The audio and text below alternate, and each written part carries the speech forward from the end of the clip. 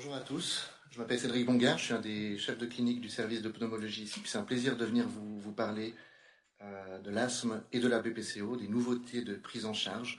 Alors, je vais faire une présentation qui sera axée sur ce qui est important, je pense, pour l'interniste généraliste. Je ne vais pas m'étendre sur les nouveautés des biothérapies et autre chose. Et on va essayer de laisser la place aux questions après, qui est toujours un moment important. J'ai conçu cette présentation en pensant à Horacio Kane. Vous avez vu mon collègue Stéphane Moreau au début, c'est un petit peu son sosie. Mais l'idée de l'asthme et de la BPCO, c'est qu'il faut être aussi implacable que lui dans ses enquêtes. C'est des maladies qu'il faut chercher, et ça c'est extrêmement important. Et pour la BPCO, le pitch de l'enquête, c'est qu'on a des grandes maisons qui veulent nous imposer cette nouvelle drogue, la triple thérapie. Et je vais essayer de vous dire qu'il ne faut pas toujours mettre des corticoïdes inhalés, je vais y arriver, chez nos patients BPCO. Donc, la BPCO, c'est une maladie fréquente, c'est la plus fréquente des pathologies respiratoires chroniques. Elle tue, et puis surtout, elle rend la vie des patients assez compliquée, en particulier avec les stades de sévérité qui avancent. Et ce qu'on sait, c'est que c'est une maladie qui est sous-diagnostiquée, et ça on le voit, et puis on va en discuter encore après avec le professeur Fongarnier. Grâce aux études du dépistage du cancer du poumon, on a pu voir qu'on a jusqu'à 20% des personnes qui ont une BPCO qui l'ignorent. Donc une maladie qu'on néglige et qu'il faut chercher. Et pour la chercher, il faut une spirométrie, et la campagne de toutes les sociétés savantes de pneumologie et de Gold, avec la journée mondiale de la BPCO qui était le 20 novembre, c'est « Connaissez votre fonction pulmonaire ». Est-ce que l'un de vous connaît sa fonction pulmonaire? Est-ce que l'un de vous a un spiromètre en cabinet?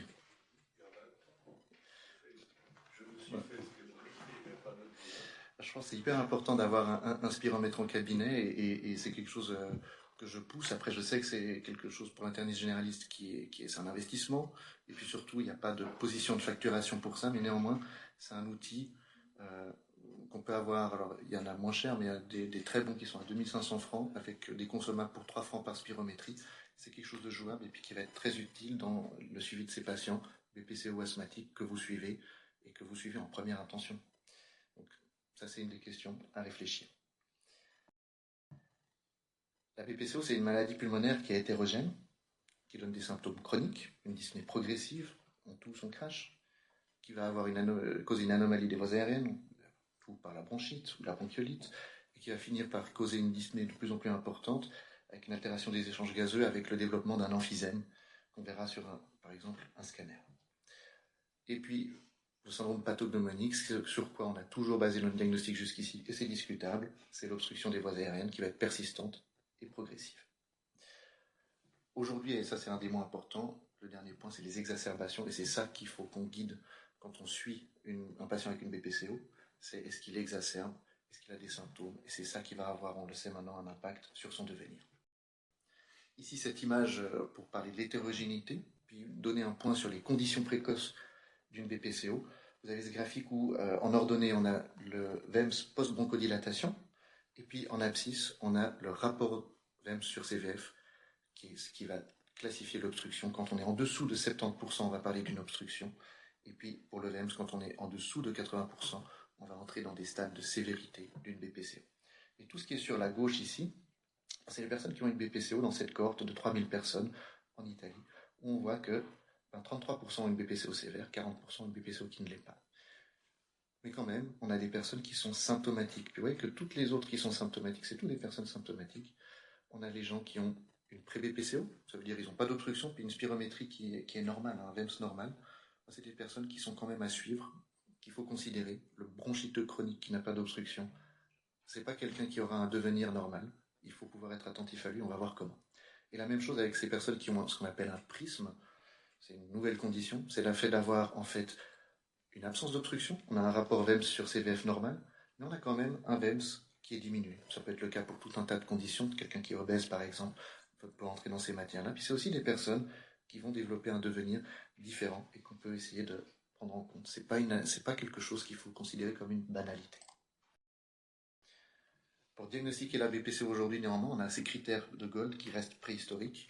Alors, le contexte clinique, il est super important, mais l'obstruction avec un rapport fixe à 70% ou moins de 70% post-bronchodilatation de ce rapport VEM sur CVF reste ce qu'on pose. À la spirométrie, vous avez eu mon collègue Stéphane Moreau auparavant qui vous a montré un petit peu ça. On va avoir à la courbe débit-volume une courbe expiratoire qui est sur les parties positives du débit, qui va s'incurver petit à petit en fonction de la sévérité qui va augmenter. Et lorsqu'on même on va développer des altérations type de l'emphysème avec un piégeage gazeux, on va avoir ici une diminution de la CVF avec des fois même des pseudo-normalisations de la spirométrie. Attention à ça, et dans ces cas-là, il faut toujours avoir des fonctions pulmonaires complètes pour intervenir le pneumologue.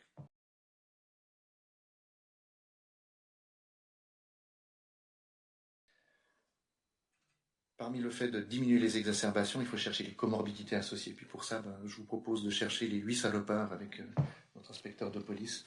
On va chercher les problématiques ORL, la rhinosinusiite chronique, la polypose nasale. On va chercher les maladies cardiovasculaires. Est-ce que c'est quelqu'un qui est coronaropathe? Est-ce qu'il a des signes d'insuffisance cardiaque? Est-ce qu'il a une hypertension? Est-ce qu'il a une hyperlipidémie, un diabète? Est-ce qu'il a un reflux gastro-œsophagien? Est-ce qu'il a des apnées du sommeil? On sait que ceux qui ont des apnées du sommeil et une BPCO, c'est un chevauchement qui a un impact important sur le pronostic. Donc ça vaut la peine de le chercher, ça change leur devenir, on minimise les exacerbations. Problématique hématologique, quelqu'un qui est avec toutes les comorbidités que peut avoir un patient BPCO qui vont avec le temps, ils vont développer des fois des anémies, il faut les chercher, des polycythémies pour ceux qui sont tabagiques actifs, polyglobulie. Problématiques psychiatriques, est-ce qu'ils sont angoissés parce qu'ils font des exacerbations, parce qu'ils sont dysphoniques, est-ce qu'ils sont déprimés parce qu'ils ne peuvent plus aller de l'avant? Puis enfin, le cancer, ça c'est quelque chose d'important qu'on va toucher après. Cancer du poumon, bien sûr, mais pas que, qui sont des éléments à chercher chez les patients qui ont une inflammation chronique due à l'exposition, en général, à un agent agresseur encore trop fréquent chez nous, qui est le tabac. On va chercher les traits traitables, et je vous ai dit, il y a ces 8 salopards qui sont là un petit peu de nouveau, on va les chercher. Et en particulier un qu'on n'a pas discuté, mais qui est le déconditionnement, qui est quelque chose d'important, et qui va permettre d'ouvrir la porte finalement en Suisse à des réadaptations pneumologiques respiratoires stationnaires. Il y a l'hôpital de Rolle, la Chaux-de-Fonds qui font ça, ou des réadaptations ambulatoires, hôpital Nestlé, Vidimed, qui font des sessions de réadaptation respiratoire ambulatoire, qui sont ouvertes à tous les patients BPCO.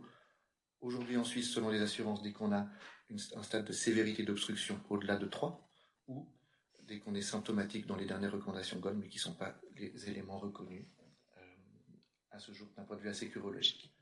On va chercher à traiter la BPCO par rapport à ce qu'on peut faire avec les traitements bronchodilatateurs. Est-ce qu'il doit avoir un corticoïde inhalé ou pas? Est-ce qu'il est très sécrétant et qu'est-ce qu'on peut faire? Est-ce que dans les stades avancés, il va développer une insuffisance respiratoire et qu'est-ce qu'on peut faire?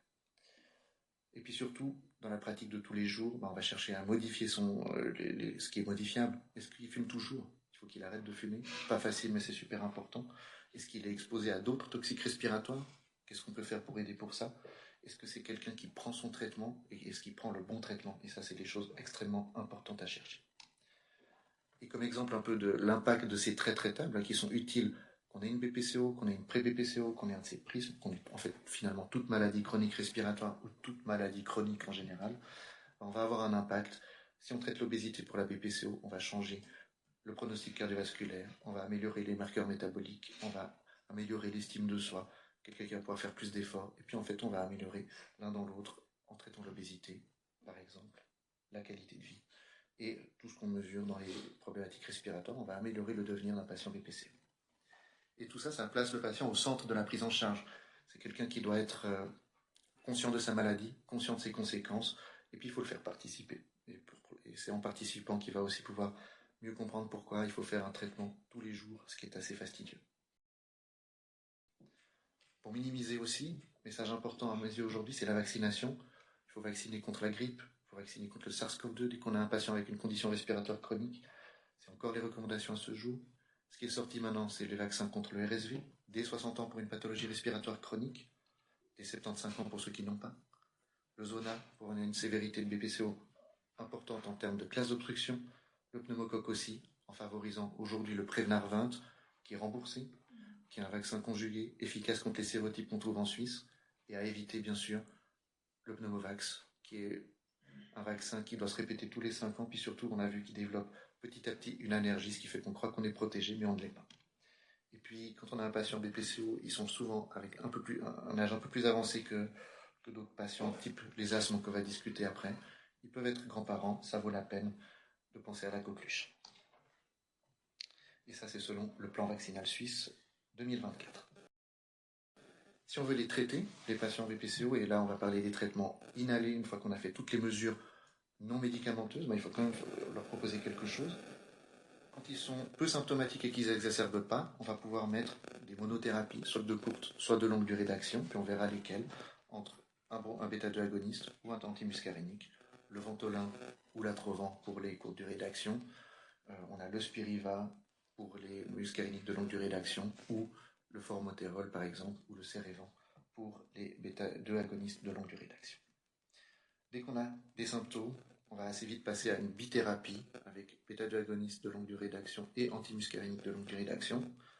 L'Ultibro, l'Anoro, le Spiolto par exemple, on va voir ça après. Et puis ceux qui ont beaucoup de symptômes, beaucoup d'exacerbations, on va faire la même chose. On va se poser la question, et seulement chez ceux-ci, de mettre un corticoïde inhalé pour autant qu'ils aient un seuil d'éosinophilie sanguine au-delà de 0,3 Gg par litre. Parmi les traitements qui sont proposés, ça c'est un peu tout le panel, on a sur la gauche les poudres sèches, au milieu les Brumisa, avec un seul représentant sous le dispositif Respimat, et puis les aérosols doseurs, nébuliseurs dont je ne vais pas toucher un mot. Il faut les considérer par rapport à leur maniabilité, puis aussi par rapport à la force inspiratoire dont on a besoin. Quelqu'un qui a besoin qui a une BPCO avancée, il va avoir une force inspiratoire faible, on ne va pas lui proposer un Symbicort. Ça, il ne va pas pouvoir le prendre. Le Spiriva, c'est la même chose, il ne va pas pouvoir le prendre. Pour la forme Andialer, qui est quelque chose que j'aurais tendance à suggérer d'oublier. Le Spiriva, il existe encore sous la forme Respimat, qui est quelque chose de très facile à prendre, pour autant qu'on arrive à le faire en termes de dextérité, parce que le dispositif lui-même, il n'est pas facile d'accès. Et dans ceux qui sont faciles à utiliser, et puis qui demandent peu de force inspiratoire, on a soit les Brisalia, soit les Ellipta. Ils sont tous déclinés dans des formes différentes, il n'y a pas tout partout la même chose, mais disons, il faut un peu prendre ses habitudes. Je vous invite à lire cet article qui est sorti tout récemment dans la revue médicale et qui est bien fait par rapport à ça. Et un des messages que je voulais vous donner principalement sur cette diapositive, c'est que ça vaut la peine, dès qu'on a quelqu'un avec une classe de sévérité d'obstruction, de considérer, au-delà de 3, de considérer un aérosol doseur avec une chambre d'inhalation, où on va avoir toutes les formulations. Et ça, c'est quelque chose de facile à faire. Une des nouveautés de Gold 2025, c'est quand on a quelqu'un qui est sous sérétide, par exemple. On en a plein qui sont sous sérétide depuis la nuit des temps, puis on ne sait pas quoi faire. Ici, il y a une proposition de prise en charge, et c'est l'idée de se dire que quelqu'un qui est sous sérétide, mais qui n'a pas d'histoire d'exacerbation, on enlève le corticoïde inhalé. Il n'en a pas besoin. On va le mettre sous une bithérapie dans un premier temps, avec une double bronchodilatation de longue durée d'action. Quelqu'un qui va avoir une histoire où il n'y a pas eu d'exacerbation, mais où le fait d'avoir mis le sérétide a changé sa vie, s'il a peu de symptômes à ce moment-là, on ne va pas changer l'équipe qui gagne, on continue le traitement. Si par contre il a des symptômes élevés, on va augmenter le traitement, puis on peut ajouter au bronchodilatateur, bêta-2 agoniste et au corticoïde un antimuscarénique de longue durée d'action. Quelqu'un qui, sous sérétide, fait des exacerbations, on va se poser la question, est-ce qu'il est inflammatoire? S'il ne l'est pas, on décrémente à une bithérapie de bronchodilatateur seul, et s'il est inflammatoire, on va augmenter le traitement en considérant une triple thérapie. Les messages pour la BPCO que j'aimerais vous faire passer, c'est il faut avoir le bon diagnostic. Et donc il faut y penser, il faut la chercher. Et il faut chercher toutes les conditions qui peuvent s'y apparenter. Ces conditions précoces qui ont quand même un impact sur le devenir, qui ne se traitent pas par des bronchodilatateurs, mais par toutes les manœuvres non médicamenteuses qui sont associées aux pathologies respiratoires chroniques, dont les traits tétales que je vous ai montrés. Il faut que les patients arrêtent de fumer. La vaporette aussi, moi je suis plutôt contre, comme pneumologue, on a quelques données qui montrent que c'est pas terrible. C'est bien pour arrêter de fumer, mais ça doit être une étape comme un substitut nicotinique. Les vaccinations, les traits traitables, les comorbidités à chercher. Et pour la BPCO, pas de corticoïdes inhalés en traitement d'une BPCO stable, sauf si, et je vous ai donné un petit peu les conditions pour lesquelles ça peut valoir la peine. Il faut anticiper, comme pour l'asthme, avoir un plan d'action, que la personne connaisse son traitement, et il faut réévaluer. Est-ce qu'il prend le traitement? Est-ce qu'il prend le bon traitement? Est-ce qu'il a d'autres comorbidités qui se rajoutent? Et avec ça, je vous propose de passer au deuxième épisode de la série. Horacio Kane, il passe de New York aux chaleurs de Miami avec les corticostéroïdes inhalés. Là, c'est un peu le point central. Le pitch du truc, c'est qu'on a Gina qui nous a roulé dans la farine, ou plutôt dans le salbutamol pendant 30 ans. Et non, c'est plus ce qu'il faut faire. Il ne faut pas que du Ventolin. L'impact de l'asthme, c'est une maladie qui reste assez prévalente, 6% en Suisse, et c'est probablement sous-diagnostiqué, qui touche aussi la qualité de vie des gens et puis qui réduit finalement la survie des personnes quand c'est maltraité. Et puis, c'est une pathologie qui, au contraire de la BPCO, elle n'est pas que sous-diagnostiquée, elle est aussi surdiagnostiquée. On a plein de personnes qui pensent qu'ils ont un asthme parce qu'on leur a dit une fois dans leur vie et qui sont sous corticoïdes inhalés depuis la nuit des temps, alors qu'ils n'en ont peut-être pas besoin. Et donc, on revient sur l'histoire de la réévaluation, c'est super important.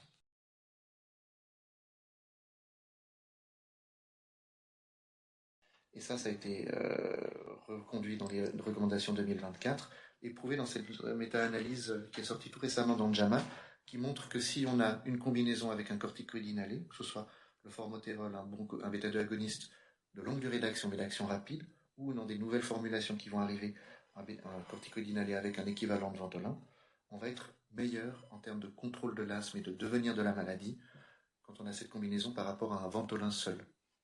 Ce que je ne montre pas ici, et c'est là où c'est difficile de faire passer ce message, c'est qu'en fait, en termes de contrôle du symptôme ressenti par le patient, le Ventolin est meilleur. C'est le meilleur bronchodilatateur qu'on peut avoir, mais de nouveau, si on fait que ça, en fait, on va améliorer le ressenti immédiat, mais on va hypothéquer le devenir d'un patient asthmatique. La définition de l'asthme, c'est aussi une maladie hétérogène, c'est une maladie fluctuante avec des symptômes qui vont venir et partir récidivants. La toux, la dyspnée, l'oppression, des sifflements respiratoires, quand il est sibilance. Elle va être définie dans l'idéal par une obstruction des voies aériennes qu'on va pouvoir lever après un test de bronchodilatation. Et au contraire de Gold, qui ont gardé des recommandations d'obstruction qui sont un petit peu antédiluviennes, Gina considère ce qui est recommandé aujourd'hui par les sociétés pneumologiques, que ce soit aux États-Unis ou en Europe, à savoir de considérer une obstruction qui est basée sur une distribution statistique de qu'est-ce que doit être une valeur normale de spirométrie. Et puis on va chercher une réponse positive, donc la réactivité bronchique. Est-ce qu'on va enlever l'obstruction ou est-ce qu'on va avoir un gain sur la spirométrie? Puis on peut la chercher par d'autres moyens, cette hyperréactivité bronchique, soit avec une variabilité du débit expiratoire de pointe, qui n'est pas ce qu'on recommande le plus, c'est pas un très bon indicateur, mais pourquoi pas. Je suggère pas de le faire en état d'exacerbation dès qu'on a des critères de sévérité par exemple. Et puis après on peut aller chercher avec un pneumologue à provoquer un asthme avec différents tests, soit on met un agresseur direct, la métacholine, quand on a une faible suspicion mais qu'on veut quand même le chercher aussi loin que possible, soit on va mettre un agresseur indirect pour une suspicion élevée puis on n'a pas pu le montrer jusqu'à présent. L'important dans le message de l'asthme, c'est qu'il faut penser à l'asthme et que le doute prime. Ça veut dire dès qu'on a le moindre doute, c'est un asthme jusqu'à preuve du contraire. On peut essayer de le caractériser, cet asthme. On a l'asthme de l'enfant, c'est l'allergique avec la marche atopique qui est inflammatoire. On va lui trouver une eosinophilie, on peut lui trouver des IgE. Important pour nous dans le suivi quand on va arriver vers des critères de sévérité ou des nécessités de traitement, on va dire, élevés. On peut avoir des personnes qui vont avoir la même chose mais sans histoire allergique puis qui vont développer un asthme plus tard, mais qui sont quand même des asthmes inflammatoires qu'on peut suivre de la même façon. Les deux vont répondre aux corticoïdes. On peut avoir le Vidal, la triade connue, polypose nasale, allergie à aspirine et puis l'asthme, qu'il faut traiter. Ça vaut la peine ici d'avoir une prise en charge multidisciplinaire avec d'autres spécialistes aussi. Et puis l'asthme fixé, l'échec finalement de traitement, quelqu'un qui sera passé entre les mailles puis qui va arriver où on ne pourra plus gagner de fonction respiratoire. C'est des personnes qui ont un devenir qui peut être assez hypothéqué, mais qu'il faut suivre extrêmement agressivement, où là je pense qu'un suivi pneumologique va être important. Puis enfin, on a des asthmes qui se sont déclarés plus tard aussi, qui sont peu inflammatoires, qui sont des personnes qui sont généralement un peu plus obèses. Ça peut être une association avec le tabagisme sans critère de BPCO. Ça, c'est des personnes qui ne répondent pas aux corticoïdes inhalés, puis qui ne doivent pas en avoir, qu'on va traiter différemment. On va revenir sur les traites étales, mais par exemple aussi avec des modulateurs type l'azithromycine. L'algorithme diagnostique, pendant l'asthme, c'est assez compliqué. Aujourd'hui, c'est difficile de trouver un asthme. Gina, ils sont arrivés à ça. Ce que je vais vous pointer, c'est les choses importantes à mes yeux. C'est une redite de ce que je vous ai déjà dit. Quand on a une suspicion d'un asthme, le moindre symptôme évocateur, qu'on a quoi que ce soit qui nous y fait penser, c'est un asthme jusqu'à preuve du contraire.